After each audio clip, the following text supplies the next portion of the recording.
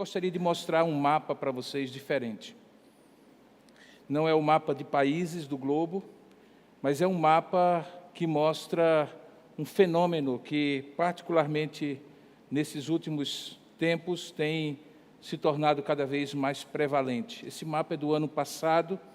Ele mostra uma lista mundial de perseguição aos cristãos.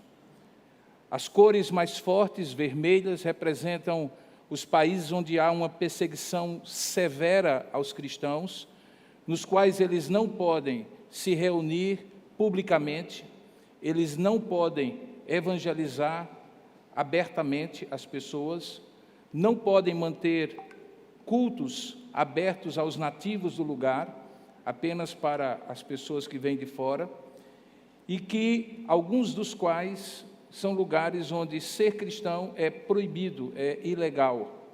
Portanto, alguém pode morrer simplesmente por ser cristão nesses países. Aqueles mais laranjas que estão ali representam países que têm uma perseguição não tão severa, onde igrejas podem existir, cristãos podem professar a sua fé, mas precisam ser reguladas pelo Estado. E, portanto, precisam ser autorizadas pelo Estado, são controladas pelo Estado. Alguns desses países, os ministros precisam estar devidamente inscritos no Estado, dizer para onde vão, o que vão fazer, prestar relatórios. As finanças dessas igrejas e instituições também precisam ser reguladas pelo Estado e, em alguns lugares, a perseguição também. Essa lista mundial de perseguição do ano passado, 2021, ela nos dá, então, os seguintes dados nessa última imagem que eu gostaria de mostrar no início desta mensagem. É que, de alguma maneira, por conta dessa perseguição, a cada 1 minuto, ou melhor, a cada 5 minutos, um cristão é assassinado por causa da sua fé. 70 milhões de cristãos já foram mortos durante o tempo da existência da nossa fé, 45 milhões dos quais somente no século XX, e nos últimos 10 anos, no mínimo, 160 mil cristãos foram mortos no mundo inteiro. Desde 1945, após a Segunda Guerra Mundial, 10 milhões de cristãos tiveram que emigrar, sair do seu lugar de origem por conta da perseguição. De modo que, em países islâmicos, de modo muito especial, a cada 10 perseguidos em países islâmicos, 7 deles são cristãos. Portanto, nós vivemos uma época em que, 21 séculos depois do início do cristianismo, esse é o quadro da perseguição contra a fé cristã no mundo. E apesar de muitos apontarem os próprios terríveis erros da cristandade ao longo de 21 séculos, nos quais, infelizmente, em nome do próprio Cristo, muitos foram perseguidos, e há, obviamente, exemplos claros, dentre os quais, possivelmente, as cruzadas são o exemplo mais perfeito. O fato é que, como fé cristã, não como cristandade, como instituições cristãs, mas como fé cristã, indivíduos e comunidades de fé cristãs estão entre aqueles mais perseguidos em 21 séculos. Nesse 11º episódio da 3ª temporada da nossa série Edificarei a Minha Igreja, nós veremos um importante episódio, o primeiro do livro de Atos, que representa uma mudança significativa no perfil de perseguição que os apóstolos e a igreja cristã enfrentaram no processo de expansão do Evangelho. E antes que você diga assim, isso não tem nada a ver comigo, eu quero dizer que isso tem tudo a ver com você. Não apenas porque a perseguição cresce, mas também porque ela tem várias facetas. Algumas das quais não são violentas e físicas, mas como países como o nosso, muitas vezes são discretas, sutis e que tentam encurralar a fé cristã ao espaço privado do seu coração, sem que haja manifestações externas. Eu espero não ver na minha geração, mas é provável que eu veja, que nós não tenhamos toda essa liberdade, como nós temos hoje no Brasil, para sermos cristãos. E por isso é importante que você preste bem atenção no que vai ser dito hoje, a partir do texto de Atos, capítulo 16, no verso 35 a 40, que encerra o episódio da plantação da igreja de Filipos, a primeira igreja europeia que o cristianismo começou no velho continente. Atos capítulo 16, verso 35 a 40, eu lhe convido nesse momento a ler comigo, encerrando o capítulo 16, nesse 11º episódio da terceira temporada da nossa série. Diz assim a palavra de Deus: quando amanheceu, os pretores enviaram oficiais de justiça com a seguinte ordem: põe aqueles homens em liberdade. Os homens eram Paulo e Silas. Então o carcereiro anunciou a Paulo essas palavras, e o carcereiro é aquele que tinha acabado de se converter.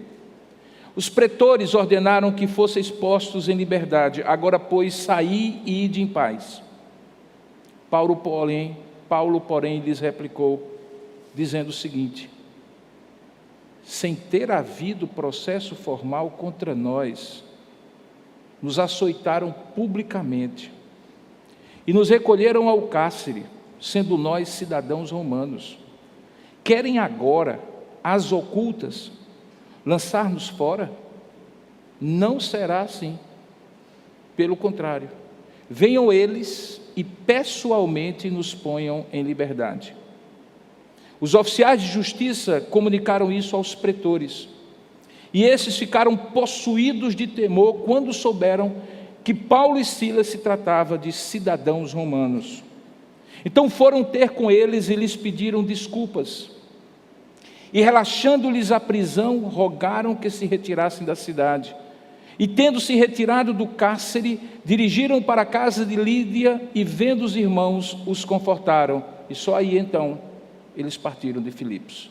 Que Deus abençoe a sua palavra lida. Amém. Ó Deus amado, fala conosco de maneira clara, para que possamos compreender, mas também de maneira tão abençoada, generosa, coberta pela Tua graça, que não apenas compreendamos com a nossa mente, mas possamos ouvir de fato a Tua voz, e ouvindo de fato a Tua voz, crer naquilo que o Senhor nos traz como Tua mensagem nesta noite. Nós oramos assim, ó Pai, crendo que assim será, em nome e para a glória do Senhor Jesus. Amém. Quando eu falo que houve uma mudança de perfil da perseguição, eu estou me referindo não apenas a esse texto, mas ao fato de que pela primeira vez no livro de Atos, Lucas, o evangelista que registra esse livro, mostra que o Estado,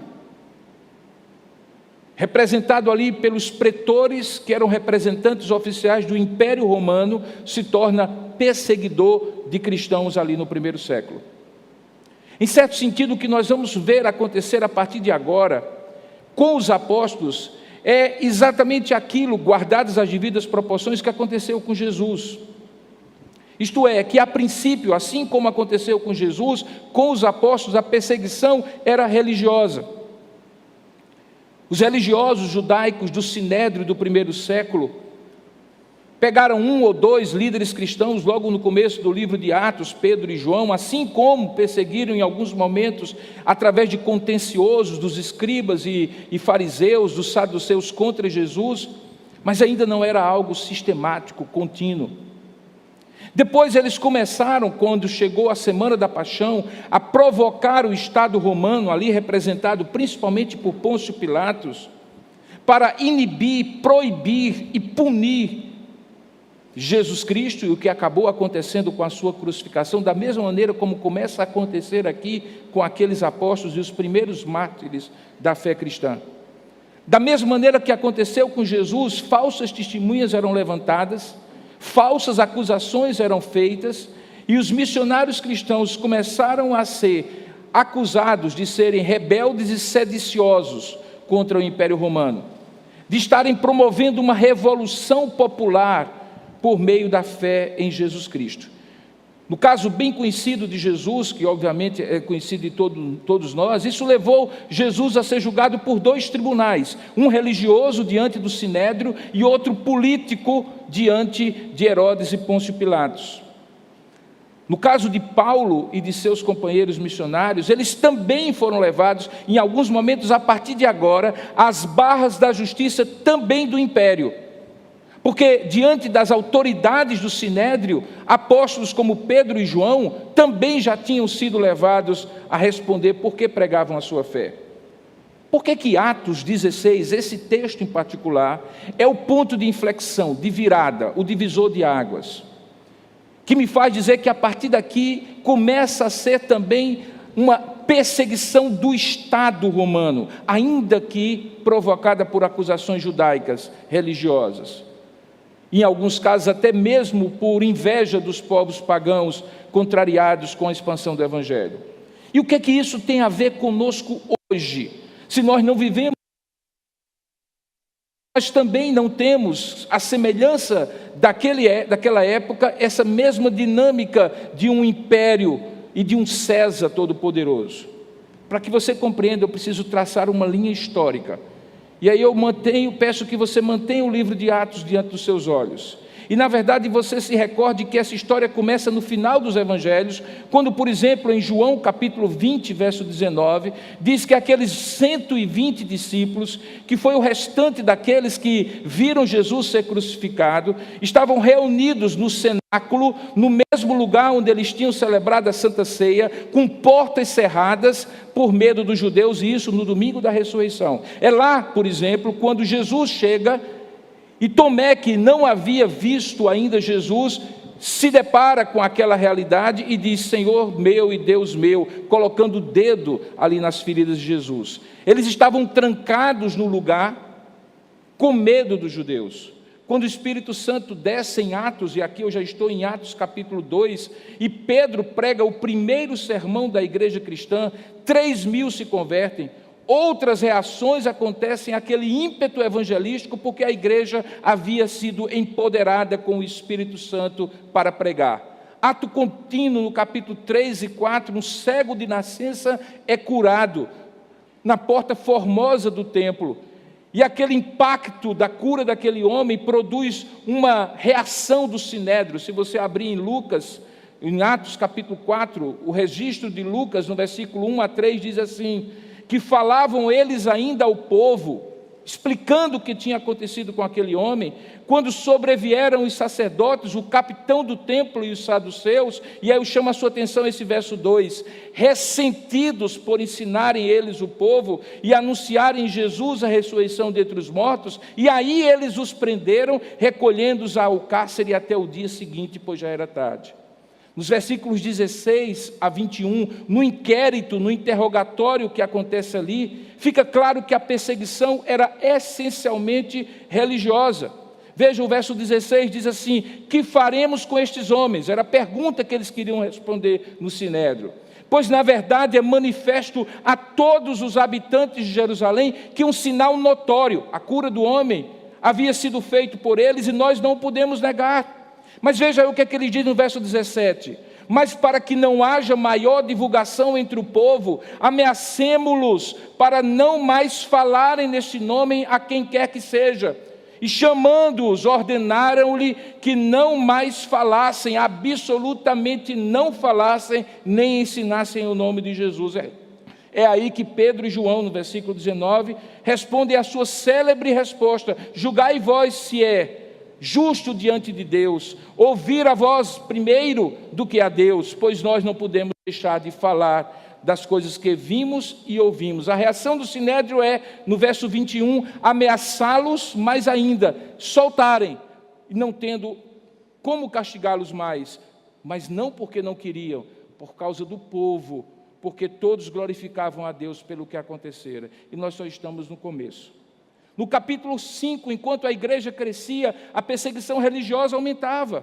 Nos versículos 17 e 18 do capítulo 5, é possível ler o seguinte: levantando-se, porém, o sumo sacerdote e todos que estavam com ele, isto é, a seita dos saduceus, tomaram-se de inveja, inveja religiosa.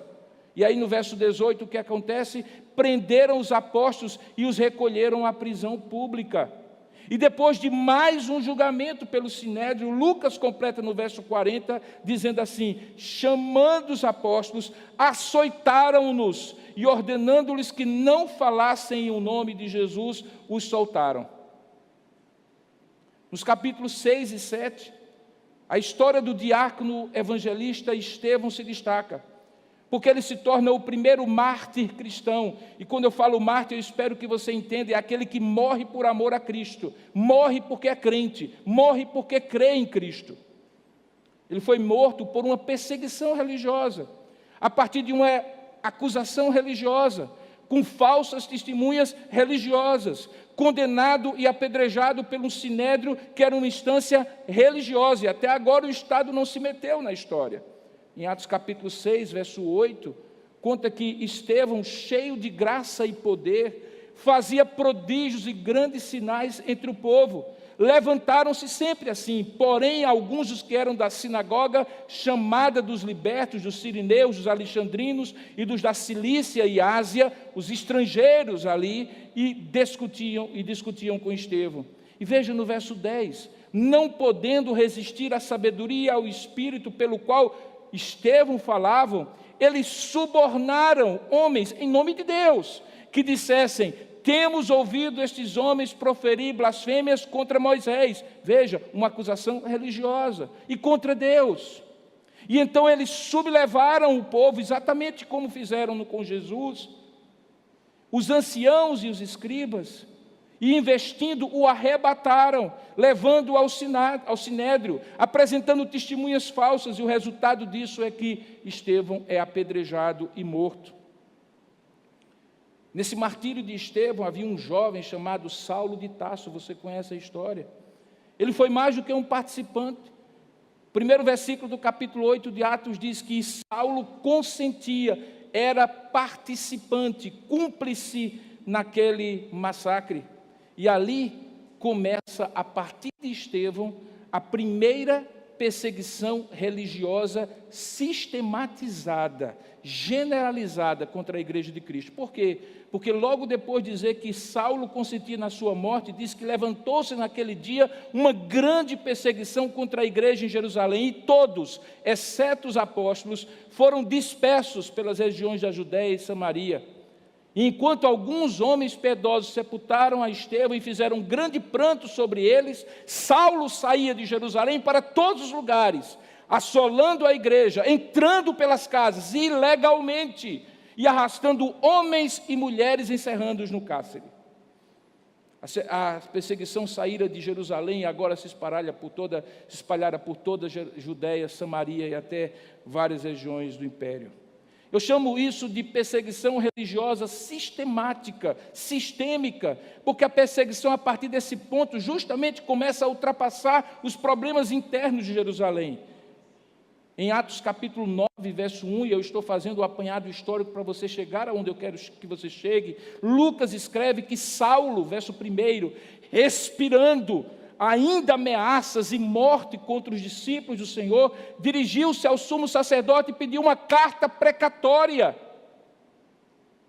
para que, ao chegar às sinagogas de Damasco, na Síria, para além de Israel, ele pudesse, se achasse algum entre os que eram do caminho, homens e mulheres, os levasse presos, recambiados para Jerusalém. Nesse mesmo capítulo, surpreendentemente, o maior perseguidor da história se torna, a partir dali, o maior perseguido. Deus converte o próprio Paulo. Ele mesmo passaria, a partir dali, imediatamente ser uma vítima da perseguição, porque ele mudara de lado. No verso 23 do capítulo 9, diz que, decorridos muitos dias, ainda em Damasco, os judeus agora deliberaram entre si tirar a vida de Saulo, que tinha ido para lá para tirar a vida de cristãos. E só não foi possível porque o plano chegou ao conhecimento de Saulo, e dia e noite guardavam também as portas para o matarem, e os seus discípulos colocaram para o lado de fora da muralha da cidade, amarrado num cesto. A partir daí, irmãos, o grande perseguidor, Saulo de Tarso, se torna, no primeiro século, o missionário cristão mais perseguido, como veremos hoje ainda. O que fica claro até aqui é que o Império Romano não tem nada a ver com essa perseguição. São judeus invejosos, religiosos tomados por um espírito de dissensão contra aquela fé, não compreendendo que Jesus era o Messias e que os seus missionários pregavam a salvação dele, que perseguiam a igreja. Porém, em Atos capítulo 12, acontece o primeiro sinal de que as autoridades romanas começavam a se incomodar também com a fé cristã. Ali acontece a morte do segundo mártir cristão, ninguém mais, ninguém menos do que Tiago, irmão de João, um dos 4 primeiros discípulos de Jesus. Diz Lucas que por aquele tempo, verso 1 do capítulo 12, mandou o rei Herodes prender alguns da igreja. Não é Herodes o grande do nascimento de Jesus, nem o seu filho, é na verdade o neto de Herodes o grande. E diz o texto que fazendo passar, verso 2, a fio de espada a Tiago, irmão de João, no verso 3 diz que ele percebeu que isso era agradável aos judeus, e como todo político de plantão, querendo admirar ou querendo receber a admiração da turba, do povo, agradar o povo, ele prosseguiu nesse caminho de perseguição, e agora prendeu também a Pedro. Pelas minhas contas, é a 3ª vez que Pedro é preso. E naquele dia era também os dias dos pães asmos, da Páscoa, igual no tempo de Jesus. E então, tendo-o feito prender, diz o verso 4, lançou no cárcere e entregou a 4 escoltas de 4 soldados cada uma para o guardarem, tencionando apresentá-lo ao povo depois da Páscoa. Alguns dizem que o que Herodes queria era repetir o que havia sido feito com Jesus. Porém, Pedro, diz o verso 5, estava guardado no cárcere, enquanto que a igreja em casa orava incessantemente a favor dele. E o que acontece ali é que Pedro é solto. Veja, irmãos, havia ali até agora um padrão de perseguição claramente religioso. E mesmo quando autoridades humanas eram instrumentalizadas, ainda não era iniciativa das autoridades do império. Mas na medida em que a fé cristã vai se espalhando e chega em outras regiões do império, o império contra-ataca.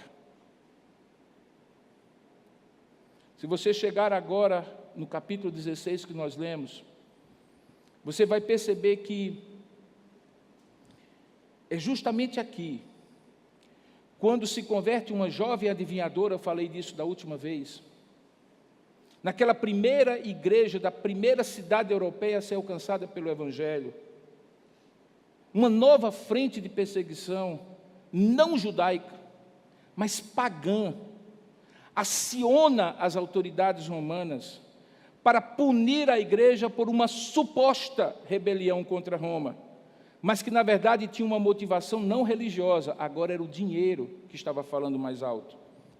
Porque com a libertação daquela jovem, os donos dela, já que ela era escrava, perderam a fonte de lucro, e agora o Evangelho havia impingido àqueles um prejuízo financeiro, porque eles viviam da ignorância e das regiões pagãs que davam lucro para eles. Lucas registra esse episódio, nós vimos isso no último domingo que eu preguei, no verso 19, dizendo assim, no capítulo 16, vendo os seus senhores que se lhes fizera a esperança do lucro, agarrando em Paulo e Silas, os arrastaram para a praça à presença das autoridades.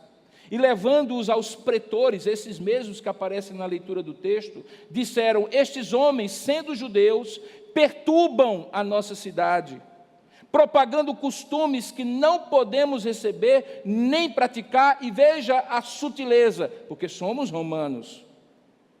E aí levanta-se no verso 22 uma grande multidão unida contra eles, e os pretores, rasgando-lhes as vestes, mandam açoitá-los com varas, e depois de lhe darem muitos açoites, os lançam no cárcere, ordenando ao carcereiro que os guardasse com toda a segurança. Um comentarista do Novo Testamento, Stanley Toussaint, registra que essa perseguição agora é de natureza claramente econômica, promovida por líderes de religiões pagãs, afetadas em suas fontes de lucro, e acontece apenas em 2 lugares em todo o livro de Atos, aqui em Filipos e depois no capítulo 19, na grande comoção que acontece dos adoradores de Diana, dos Efésios, quando Paulo chega ali com o Evangelho. Em ambos os casos, as pessoas perseguiram a igreja porque estavam perdendo dinheiro. Agora veja, até aqui, o que nós temos é perseguição religiosa, perseguição por motivação econômica, onde ambas acionam o Estado. Mas a partir do capítulo 16 em diante, até o último capítulo do livro de Atos, você vai encontrar o Império Romano, o poderoso Império Romano, tirando progressivamente a liberdade dos cristãos e perseguindo-os sistematicamente por causa da fé. Essa chicotada que Paulo recebe aqui é depois recordada em 2 Coríntios capítulo 11, verso 24 a 29, quando ele faz um relato para os irmãos de Corinto que estavam questionando sua autoridade apostólica. E ele então diz o seguinte, olha, 5 vezes, verso 24 do capítulo 11 de 2 Coríntios, 5 vezes recebi dos judeus, isso dos judeus, uma quarentena, 40 açoites, menos um, como dizia a lei. Eu fui 3 vezes fustigado com varas, uma delas é esta. Uma vez eu fui apedrejado. Em naufrágio 3 vezes, uma noite e um dia passei na voragem do mar, isso Paulo contando. Em jornadas muitas vezes, em perigos de rios, em perigos de salteadores, e perigos entre patrícios, muitas vezes entre gentios também, na cidade, no deserto, no mar, entre falsos irmãos, em trabalhos e fadigas, em vigílias muitas vezes, em fome e sede, em jejuns, muitas vezes em frio e nudez. Além das coisas exteriores ao que pesa sobre mim, diariamente, dizia o apóstolo, a preocupação com essas igrejas, porque quem enfraquece, dizia Paulo, que também eu não enfraqueço, e quem não se desvia ou se escandaliza da fé, que eu também não fique mobilizado. Paulo estava relatando que a perseguição era uma realidade, e a partir daqui, uma realidade encampada pelo Império Romano. Sabe, irmãos, todo esse apanhado histórico longo, antes de entrar no texto propriamente, é para mostrar que, de fato, esse texto é um divisor de águas. Há um ineditismo no que acontece aqui. E você vai descobrir como, e isso é muito importante para você, como os apóstolos se equilibraram entre suportar a perseguição por amor a Cristo, porque eram cidadãos do reino de Deus, e o seu rei havia também sido perseguido e crucificado, e ao mesmo tempo, e em determinadas circunstâncias e por determinados motivos, usar os direitos de cidadania como qualquer cidadão do Império Romano, não necessariamente para serem poupados da perseguição, mas para terem liberdade de pregar o Evangelho. Esse equilíbrio ao longo de 21 séculos da história da igreja é muito complicado. Em alguns momentos, os cristãos foram extremamente passivos, foram jogados aos leões e martirizados no Coliseu romano. Em outros momentos, eles se levantaram, inclusive com argumentos teológicos e doutrinários muito plausíveis de desobediência civil. Em alguns momentos, o pêndulo foi para um lado, em alguns outros momentos, foi para o outro lado. Esse texto permite-nos olhar como você balizar a sua reação diante de uma perseguição, seja do Estado, seja do seu lugar de trabalho, seja de qualquer outra circunstância, entre ficar passivamente respeitando o fato de que já estava previsto que você seria perseguido, porque o próprio Senhor Jesus disse que se perseguirem a mim, a vós também perseguirão, e ao mesmo tempo usar dos seus direitos como cidadão. Como equilibrar-se? É isso que nós queremos, ao final dessa exposição, demonstrar que essa deve ser a nossa atitude diante da perseguição, tanto porque somos cidadãos também do reino de Deus, como também porque somos cidadãos brasileiros, e isso é importante nesses tempos difíceis que estamos vivendo. Agora voltemos ao texto. Naquela manhã, após o terremoto que liberou Paulo e Silas da prisão, que promoveu a oportunidade deles pregarem o evangelho ao carcereiro, batizá-los, ter um momento de comunhão com eles, diz que os pretores, o texto, logo no versículo 35, enviaram oficiais de justiça com uma ordem muito simples: bota o pessoal para fora, manda eles saírem. O carcereiro, que era um cumpridor de ordens, comunica a Paulo e dizendo assim: os pretores ordenaram que fossem expostos em liberdade, agora sair e ir em paz. Para você entender o que estava aqui, é preciso você entender quem é quem na história. Porque tem uma palavra pretores, tem outra oficiais de justiça, tem outra carcereiros, e é preciso entender uma verdade, é que nós estamos falando de jurisdição estatal em cada uma dessas instâncias. Eles não estavam ali de moto próprio, por iniciativa própria. Eles não eram apenas pessoas que estavam fazendo o seu trabalho para no final do mês ganhar o seu salário. Eles estavam imbuídos, autorizados, empoderados, credibilizados pelo Império Romano para atuar como pretor, como oficial de justiça e como carcereiro. Eles eram oficiais representando o Império Romano. Era o Estado que tinha prendido e era o Estado que agora dizia: vão embora. Os pretores eram magistrados. Normalmente havia em cada colônia imperial mais de um, que se responsabilizava tanto por questões civis, o governo daquela colônia, como também por questões penais. Muitos deles, por estarem envolvidos em muitas atividades, não conseguiam e nem se preocupavam, nem se interessavam em questões religiosas. Tanto é que eles confundem a acusação dos que fizeram a Paulo e a Silas como se eles fossem judeus e nem esclareceram isso, porque de judeus eles não eram, obviamente, eles eram cristãos. Um pouco antes desse episódio, o imperador Cláudio tinha expulsado pela primeira vez os judeus de Roma.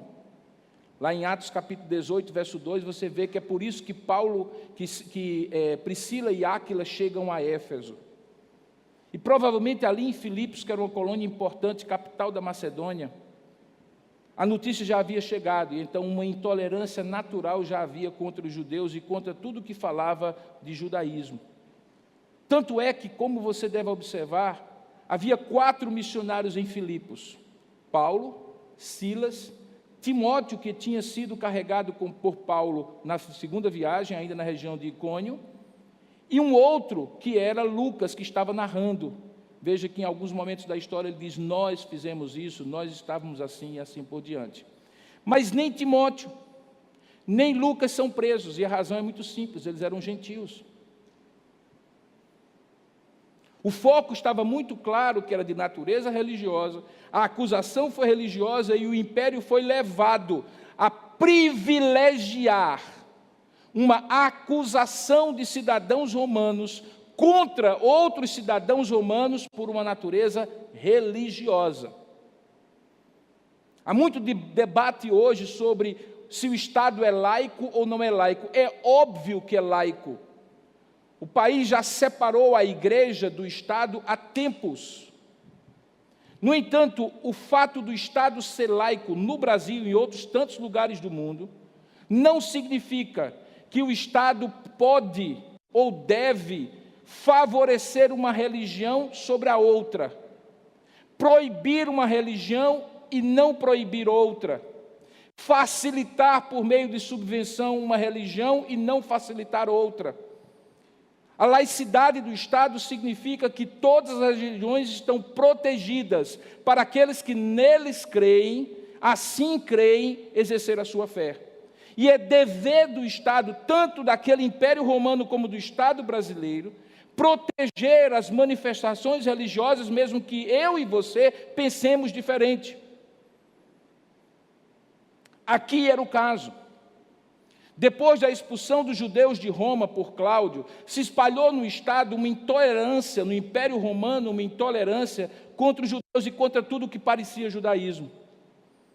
Essa acusação acabou confundindo os pretores, porque a acusação era genérica. Lembra do texto? Diz assim: eles estavam alvoroçando a cidade, perturbando a cidade com costumes que os romanos não podiam admitir. Parece um detalhe insignificante, mas é importante.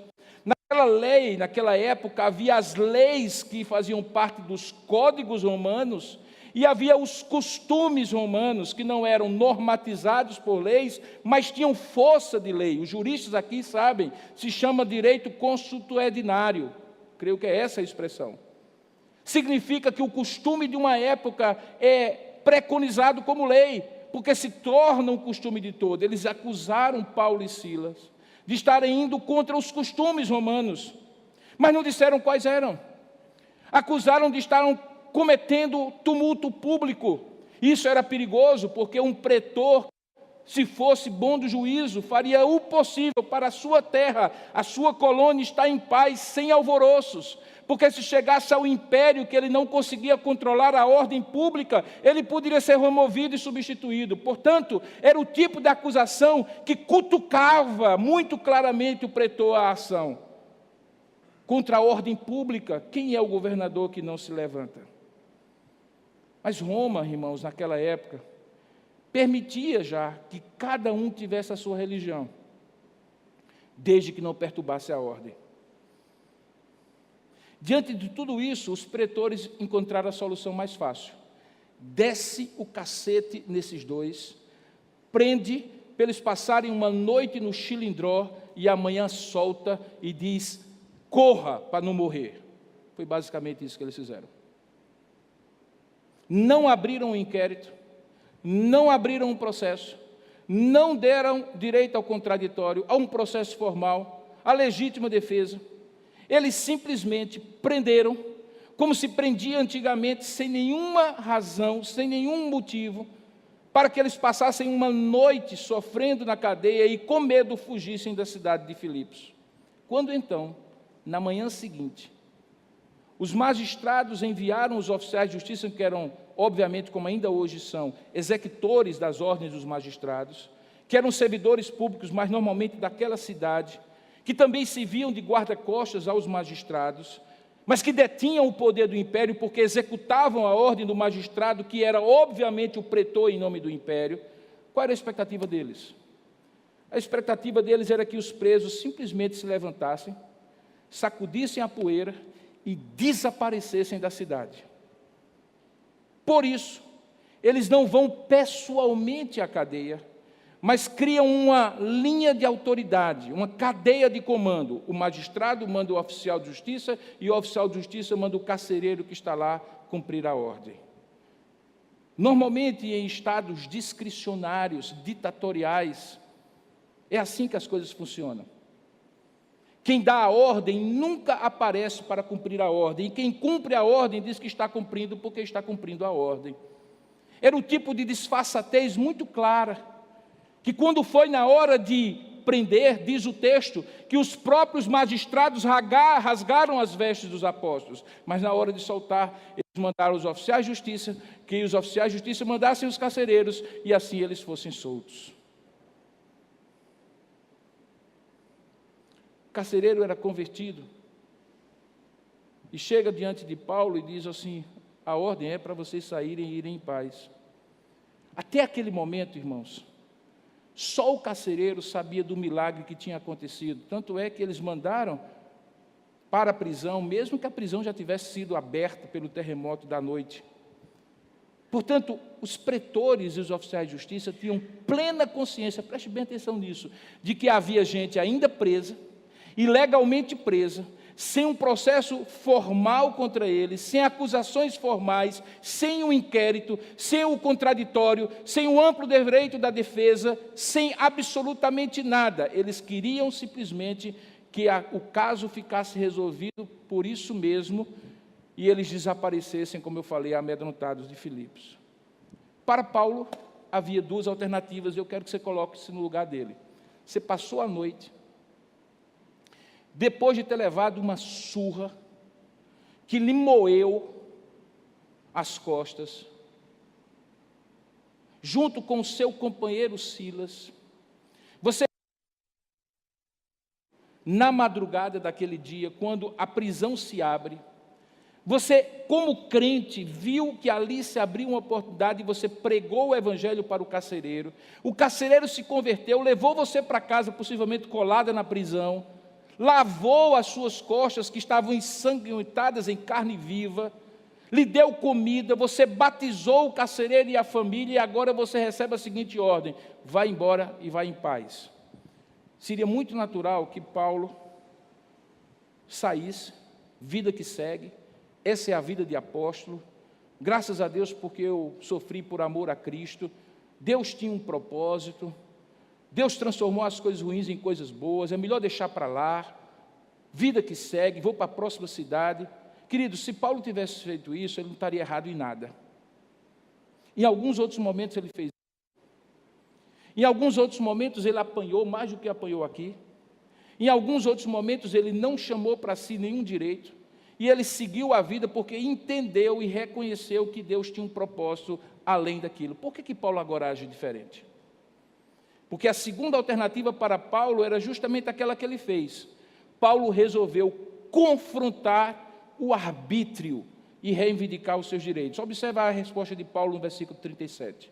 Diz assim: Paulo, porém, lhes replicou: sem ter havido processo formal contra nós, nos açoitaram publicamente, nos recolheram ao cárcere, sendo nós cidadãos romanos, e querem agora, às ocultas, de madrugadinha, lançar-nos fora, quando a cidade toda ainda está dormindo. Não será assim. Pelo contrário, venham eles e pessoalmente nos ponham em liberdade. Por que Paulo fez isso? Por que você deveria fazer isso numa situação semelhante? Por que você teria direito de fazer isso? Para que você entenda, 3 questões precisam ser feitas. Primeiro, o que Paulo realmente está afirmando aqui? Primeiro, que não tinha havido um processo legal.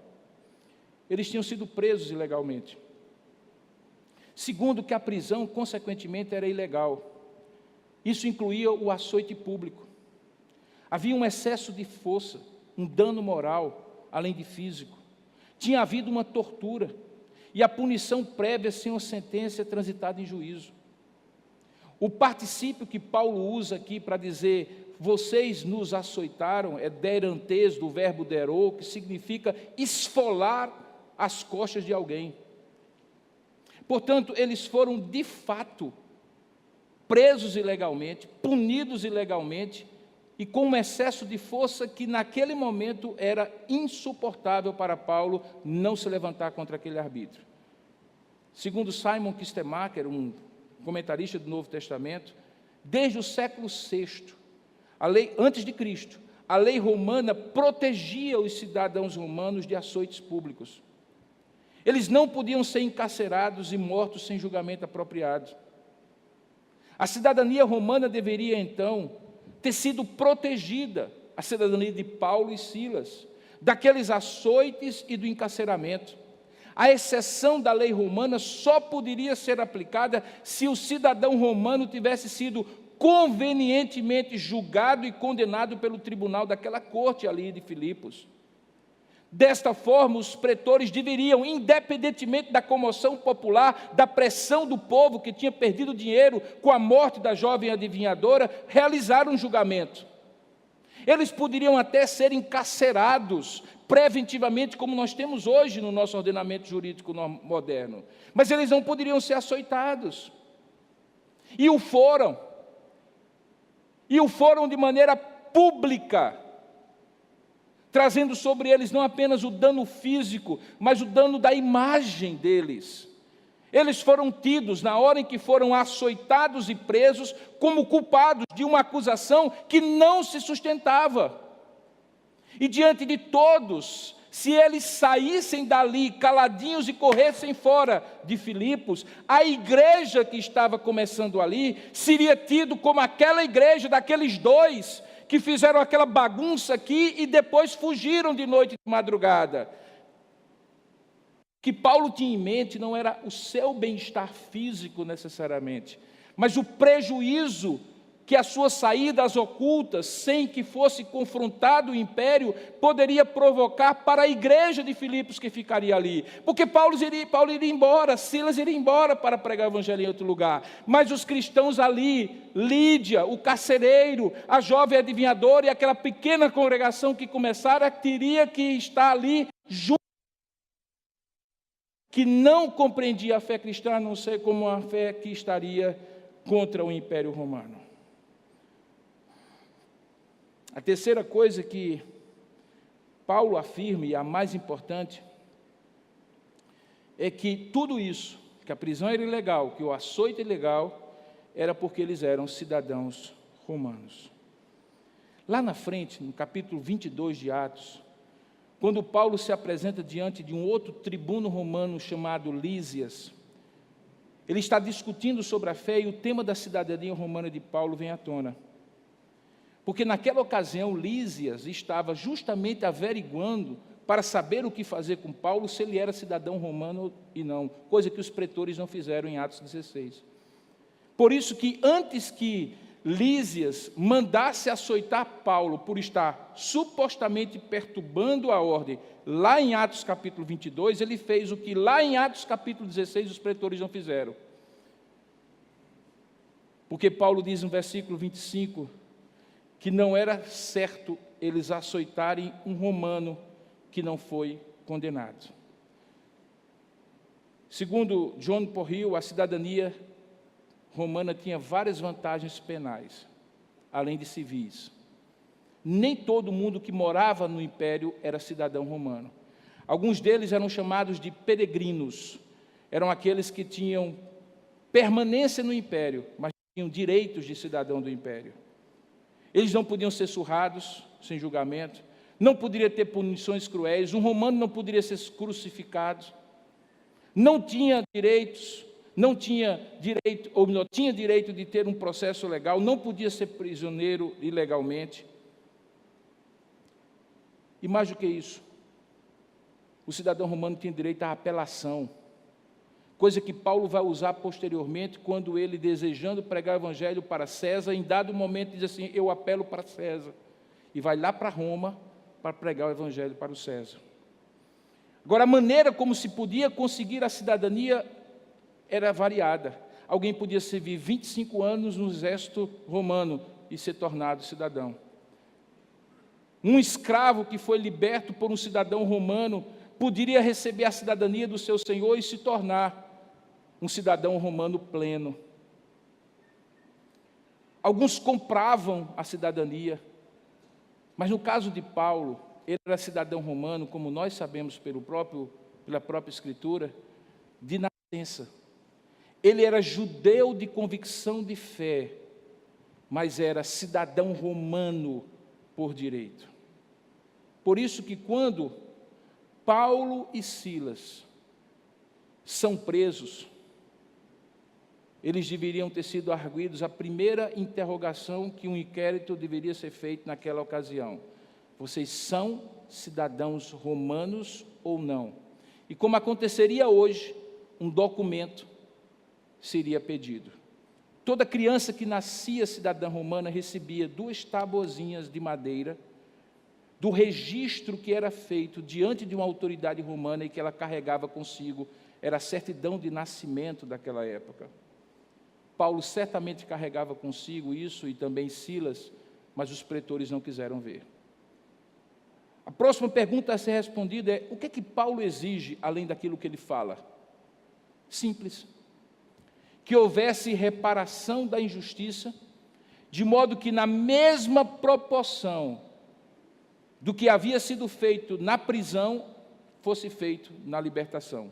Ou seja, que o erro judicial fosse corrigido. Se eles foram presos publicamente, que eles fossem soltos publicamente. Se fulano e beltrano, pretores romanos, prenderam Paulo publicamente, que fossem fulano e cicrano, pretores romanos, que fossem na cadeia e os libertassem. Isso era fundamental diante de toda a sociedade, para mostrar que um erro tinha sido cometido.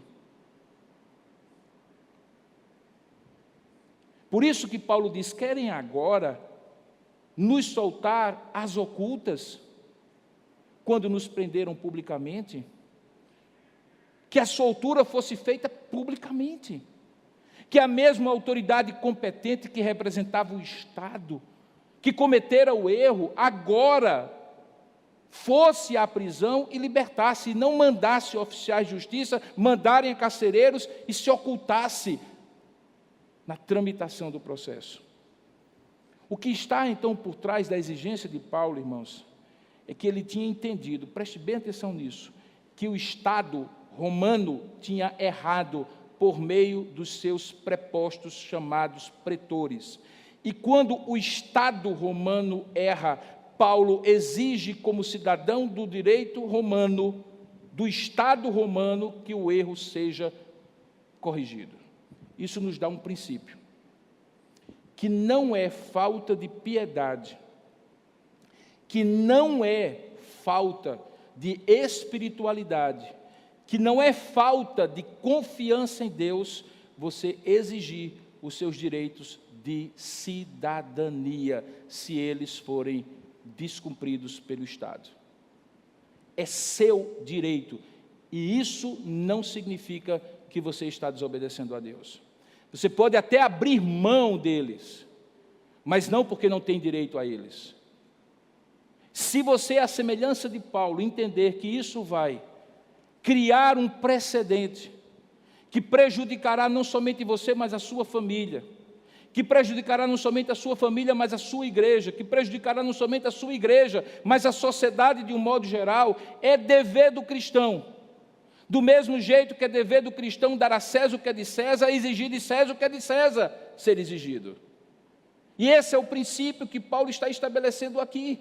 Ele poderia abrir mão, mas ele compreende que ao abrir mão, a igreja que ficaria seria prejudicada em Filipos, e por isso ele não abre mão. Paulo então tinha uma compreensão, irmãos, que se isso não fosse feito, o próprio direito de pregar, de ir e de vir, que era garantido a ele, assim como a todos os cidadãos romanos, estaria prejudicado. Isso poderia comprometer a expansão do evangelho em outros lugares, dando a impressão a outros que eles teriam o direito de fazer com eles e com qualquer outro cristão, em outras ocasiões, a mesma coisa. No entanto, como cidadão do reino, e preste bem como Paulo foi equilibrado, como cidadão do reino de Deus, ele não pediu nenhuma reparação pecuniária ao Estado. Ele não exigiu que os pretores fossem humilhados publicamente, e eles mesmos fossem açoitados, se possível fosse. Ele não foi levado por um senso de justiça própria, ele só quis que a coisa certa fosse feita. Ele não se levantou de maneira rebelde contra o Estado, ele não usou esse exemplo para dizer que o Estado deveria ser contestado em tudo e por tudo, que ele não respeitava o Estado, que as autoridades constituídas deveriam ser desobedecidas, que uma revolução deveria ser feita. Ele se ateve à proporcionalidade. Sabe por quê, irmãos? Porque o espírito de Paulo era um espírito manso e justo, promovido pelo Espírito de Deus no coração dele. O que era certo, não mais do que isso, nem menos do que isso. E isso é justamente o que a gente chama de justeza. É quando você faz uso do seu direito, mas não prevalece a partir do seu direito para exigir o que não lhe é direito. Paulo não faz isso. Paulo queria justiça e não humilhação. Ele respeitava o princípio da autoridade. Veja, ele exigiu que os magistrados viessem porque ele reconhecia a autoridade dos magistrados, mesmo quando a autoridade era ilegítima, mas a autoridade havia sido constituída por Deus, que ela corrigisse o seu mal feito, que eventualmente aquele que estava acima daquela autoridade pudesse puni-la e não ele como cidadão. Ele não tomou a justiça nas próprias mãos. Ele julgava, irmãos, que mesmo com a injustiça e a culpa dos pretores, como servo de Deus, era privilégio, sim, espiritualmente falando, ter sido açoitado, mesmo de maneira ilegal. Por isso, lá, quando ele escreve aos Gálatas, capítulo 6, verso 14, ele diz assim àqueles irmãos: longe de mim esteja gloriar-me, senão na cruz do nosso Senhor Jesus Cristo, pela qual o mundo está crucificado para mim e eu para o mundo. E ao fazer isso, ele estava fazendo eco ao que ele dissera aos presbíteros de Éfeso, em Atos capítulo 20, versículo 24, quando ele diz assim: porém, em nada considero a vida preciosa para mim mesmo, contanto que eu complete a minha carreira e o ministério que recebi do Senhor Jesus, para testemunhar o evangelho da graça de Deus. E por isso ele diz também aos Gálatas: quanto ao mais, ninguém me perturbe, porque eu trago no corpo as marcas de Jesus. Veja que posição equilibrada, como cidadão romano, exigindo o que era próprio de um cidadão romano, nem mais, nem menos. Como cidadão do reino de Deus, discernindo e compreendendo que aquilo que tinha acontecido não era sem sentido. Deus tinha lhe dado o privilégio de sofrer por amor a Cristo. O que acontece depois disso? Lucas continua sua narrativa escrevendo que, no verso 38, os oficiais de justiça comunicaram isso aos pretores, e olha só, eles ficaram possuídos de temor quando souberam que se tratava de cidadãos romanos. E o que é que eles fazem? Eles reconhecem o erro, e eles vão fazer a correção do erro, porque eles foram ter com eles, e lhes pediram desculpas, e relaxando-lhes a prisão, rogaram que se retirassem da cidade. E eles se retiraram do cárcere, mas não saíram fugidos da cidade, porque no verso 40 diz que eles dirigiram-se para a casa de Lídia, a irmã convertida, reuniram a igreja que já existia ali em Filipos, confortaram aquela igreja. Veja que maturidade daquela liderança. Tendo sofrido a injustiça, não centralizaram numa autopiedade, numa autocomiseração, mas pensaram no bem da igreja, confortaram a igreja, gente nova convertida, certamente assustada. Que significa isso então, ser cristão? Ser levado para uma prisão e ser açoitado? Calma, calma. Paulo certamente disse para aqueles irmãos, confortou aqueles irmãos, e só então ele partiu.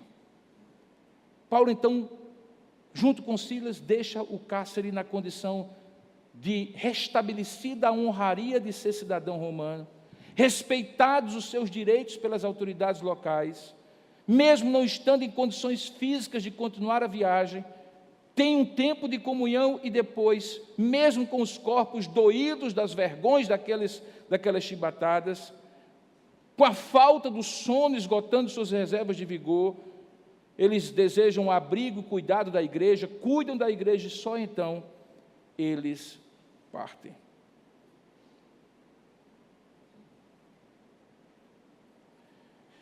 Tempos depois, quando Paulo está no fundo de outra prisão romana, de onde não sairia, ele escreve a sua carta a esses irmãos. De todas as igrejas, irmãos, a igreja de Filipos é a igreja mais afetuosa para com Paulo e Paulo para com ela. Porque quem sofre no sofrimento com o outro, aprende a amar o outro numa dimensão que é muito maior e muito mais profunda. E foi o que aconteceu entre Paulo e os filipenses. E, portanto, quando ele escreve a sua carta aos Filipenses, capítulo 1, verso 27, olha o que diz o apóstolo Paulo. Tempos depois, no final da sua vida e ministério: vivei, irmãos, acima de tudo, por modo digno do Evangelho de Cristo, para que, ou indo ver-vos, ou estando ausente, ouça no tocante a vós outros, que estáis firmes em um só espírito, com uma só alma, lutando juntos pela fé evangélica. Que em nada estáis intimidados pelos adversários, pois o que é para eles prova evidente de perdição é para vós outros de salvação, e isto da parte de Deus.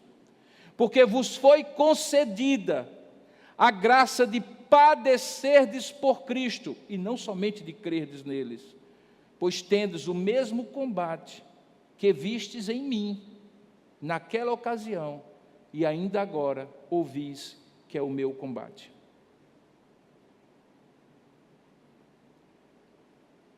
Chegando ao final dessa minha mensagem, irmãos,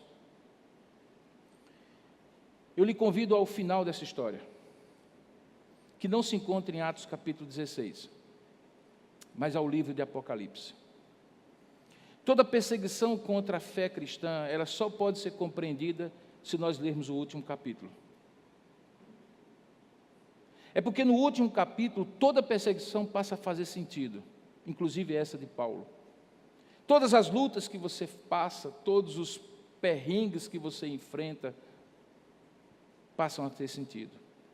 E no capítulo 12 de Apocalipse, há uma das cenas mais dramáticas, que mostra uma relação direta do sofrimento da igreja de Cristo na terra e a vitória que o seu cabeça, o Senhor Jesus, garante para ela. Veja lá o que diz em Apocalipse 12, para encerrar nossa mensagem. João descreve: viu-se grande sinal no céu, a saber, uma mulher vestida do sol, com a lua debaixo dos pés e uma coroa de 12 estrelas na cabeça. Tudo linguagem figurada, mas que fala de uma realidade do povo de Deus. E que, achando-se grávida, grita com as dores de parto, sofrendo tormentos para dar à luz. Viu-se também outro sinal no céu, eis um dragão grande, vermelho, com 7 cabeças, 10 chifres, e na cabeça 7 diademas. A maioria parte dos comentaristas diz que aqui representa o Império Romano, na interpretação histórica do Apocalipse. A sua cauda arrastava a terça parte das estrelas dos céus, as quais lançou para a terra, e o dragão se deteve em frente da mulher, que estava para dar à luz, a fim de lhe devorar o filho quando nascesse. Nasceu-lhe, pois, um filho varão, e esse filho varão tem uma descrição que logo lhe sugere quem é. Ele há de reger todas as nações com cetro de ferro, e o seu filho foi arrebatado para Deus até o seu trono. A mulher, porém, sem esse filho presente, fugiu para o deserto, onde lhe havia Deus preparado lugar para que nele a sustentem durante 1260 dias, um número simbólico.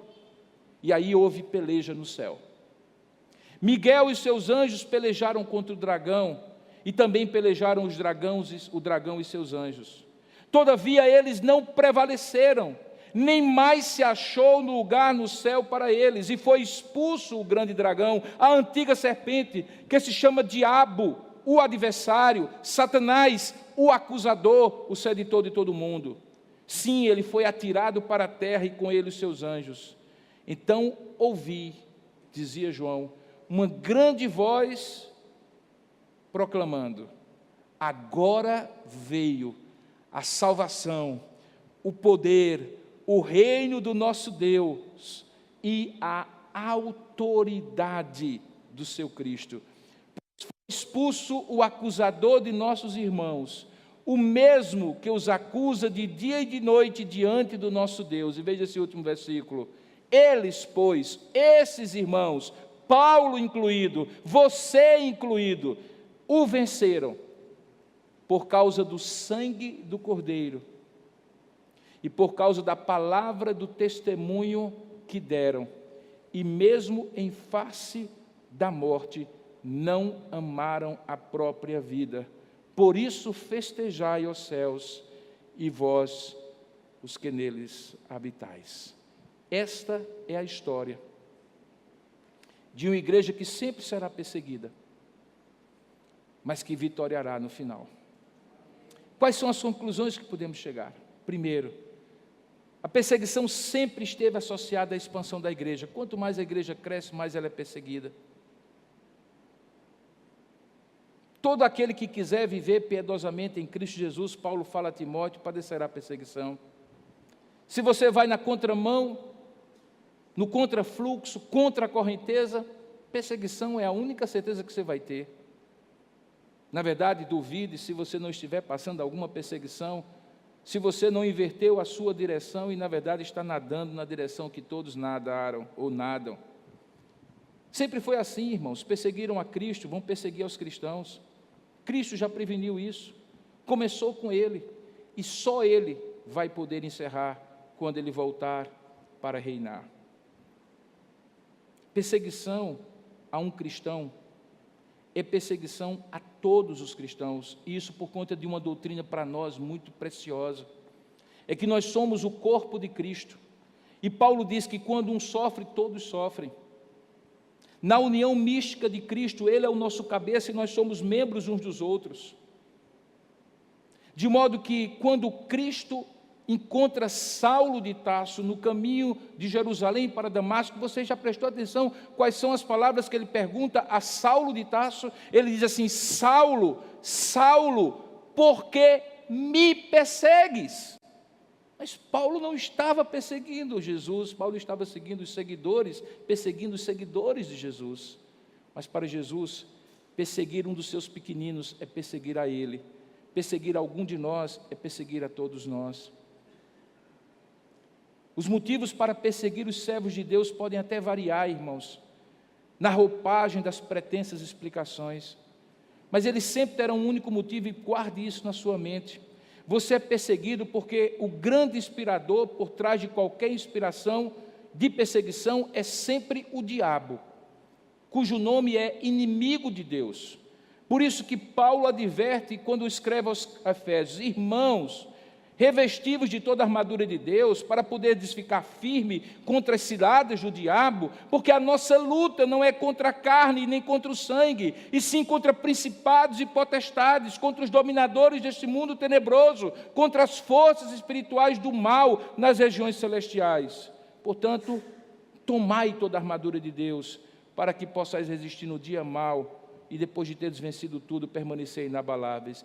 Olhe por trás de quem lhe persegue. Às vezes a pessoa é apenas um instrumento da grande perseguição que o diabo tem contra todo servo de Deus.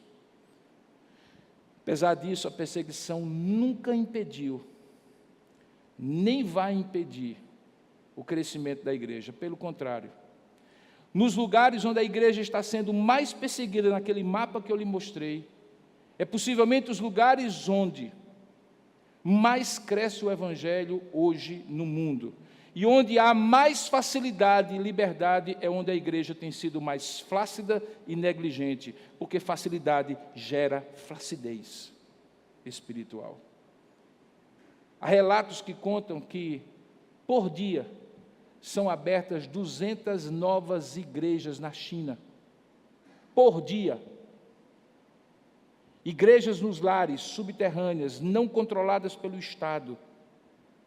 Há relatos de pessoas que têm uma única Bíblia numa congregação de 200, 300 pessoas e rasgam a Bíblia em pedaços, dando a cada um deles um pedaço para ler e memorizar. E fazem um rodízio para que todos possam ter a Bíblia inteira, uma só, para 200, 300 pessoas como nós hoje. Por isso, Tertuliano já antigamente dizia que o sangue dos mártires é a semente dos cristãos. Quanto mais bate, mais cresce. Quando os apóstolos estavam presos, a igreja perseverava em oração, mais do que em qualquer outro lugar. E olhe que a oração deles não era: Senhor, poupa Pedro, Senhor, poupa Paulo. Talvez a oração mais sublime em meio a uma perseguição está lá em Atos capítulo 4.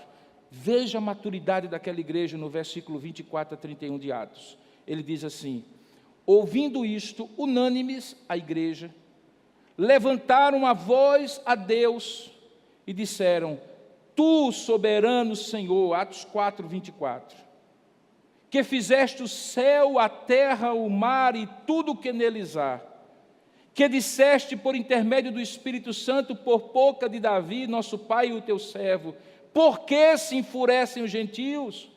E os povos imaginaram coisas vãs.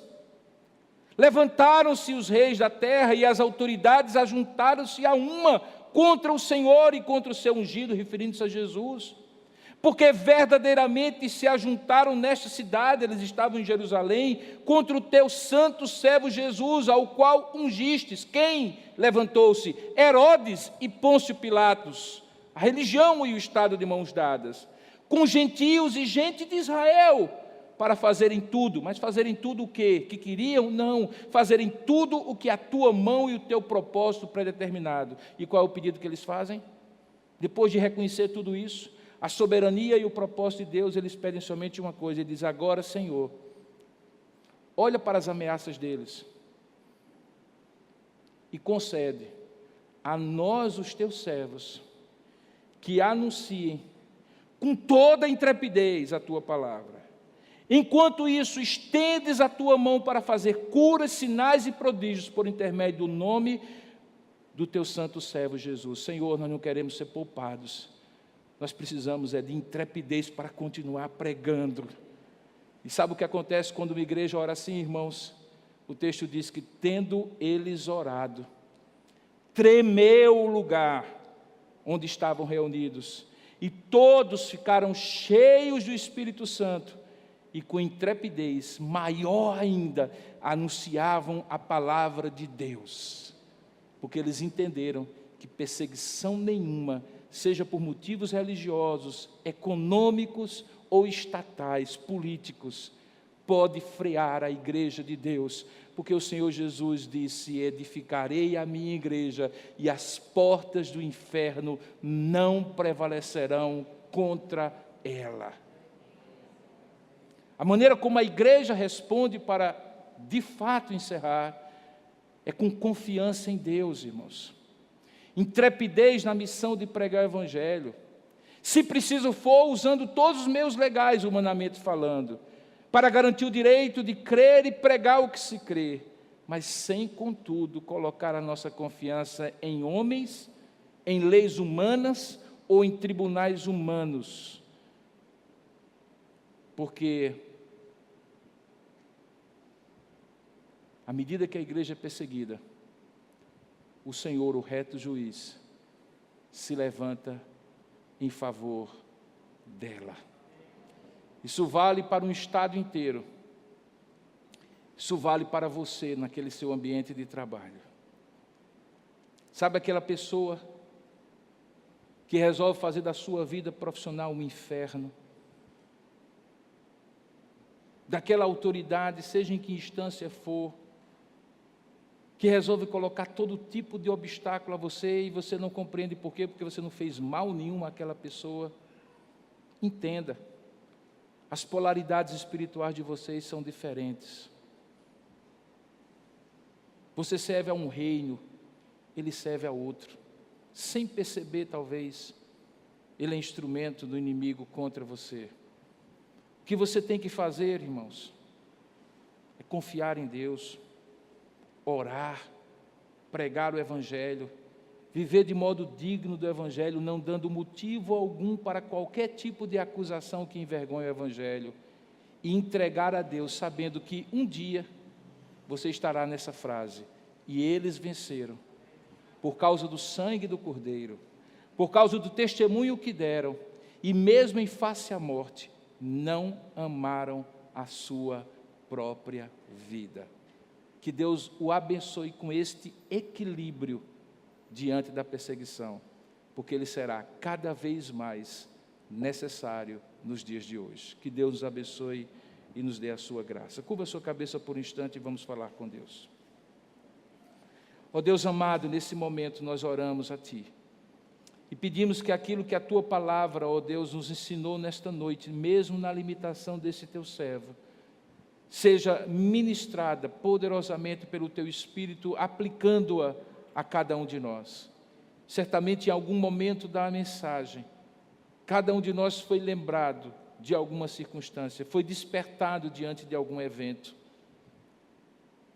foi confortado e consolado por palavras que o Senhor nos trouxe nessa noite, mas também exortado diante da fragilidade que muitas vezes demonstramos quando enfrentamos perseguição.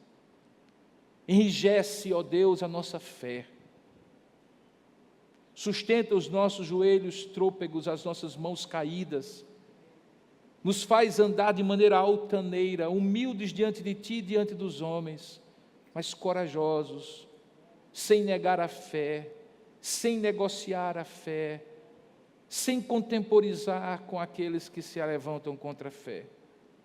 Nos ajuda nesses tempos difíceis que nós estamos vivendo, a sermos uma igreja tão forte quanto aquela igreja dos primeiros dias nos apóstolos.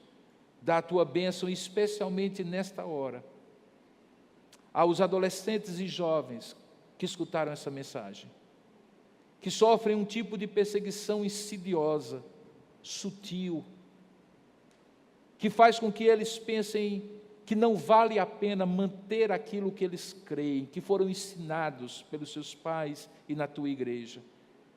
E começam a absorver sutilmente, pelas artimanhas do inimigo, um modo de viver e um modo de crer contrário à tua palavra. Ó Deus, eles ainda precisam da maturidade, Senhor, que o teu evangelho produz. Eu te peço que ele produza, para que eles compreendam, ó Deus, que os tempos vindouros serão difíceis, e que se eles não marcarem posição neste momento, amanhã, eles estarão negando a Cristo, com palavras ou atitudes. Ajuda-nos como pais e família a fortalecê-los nesses dias maus, para que eles possam ter a convicção firme e inabalável que vale a pena sofrer por amor de Cristo, ainda que fazendo uso dos meios legais para proteger-se das tiranias religiosas, econômicas e políticas dos nossos tempos. Ajuda-nos, ó Pai, como tua igreja, a sermos a geração daqueles que verão o Filho do Homem riscar os céus e trazer justiça do seu reino pleno e consumado sobre a terra. E por isso nós dizemos: Maranata, Senhor, ora vem, Senhor Jesus. Em nome de quem nós te oramos e te agradecemos. Amém, Senhor.